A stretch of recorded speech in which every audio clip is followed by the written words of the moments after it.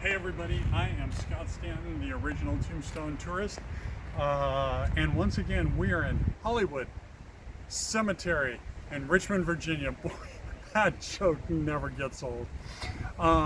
So we've been on a road trip, my lovely assistant Karen, for the last 3 weeks, all through the South. And today we have a twofer. We have two presidents of the United States buried almost side by side. And off to my right here is James Monroe. Now, James Monroe, interestingly enough, is 6 foot tall, but his sarcophagus is like 5 foot. So I don't understand how that happened. But we're here in Hollywood Cemetery in President's Circle, and that's where you'll find James Monroe. But we're not here for James Monroe. Today's subject is President John Tyler, and he's right to my right this way.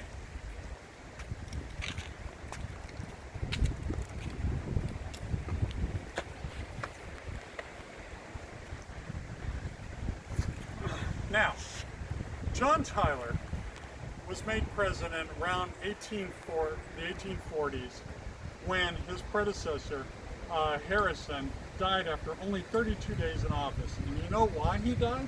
Because he didn't wear a coat in January in Washington, D.C., caught a cold and died of pneumonia 32 days later, I believe.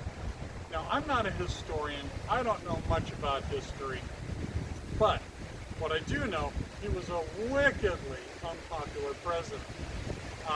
He was the first not to be elected. And on top of that, nobody liked him. Nobody liked his views. He was actually burned in effigy on the front porch of the White House. Now, to make matters worse, he decided to dip his toe into the kiddie pool, and as a widower, 50 years old, 51, something like that, he started dating a young socialite named Julia Gardner, who was 30 years his junior. Now, this caused a huge scandal.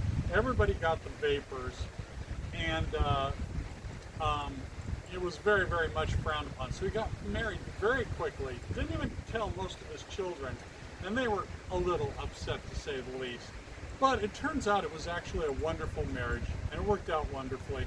Julia Gardner is also buried with John Tyler here at the monument. So, John Tyler only served 4 years, and what had happened was he had a falling out, and he went to the Confederate side. He was actually elected to the Confederate Congress, but he didn't take office because he died at that point.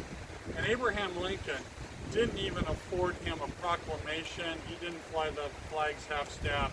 Didn't have any sort of ceremony for this former president.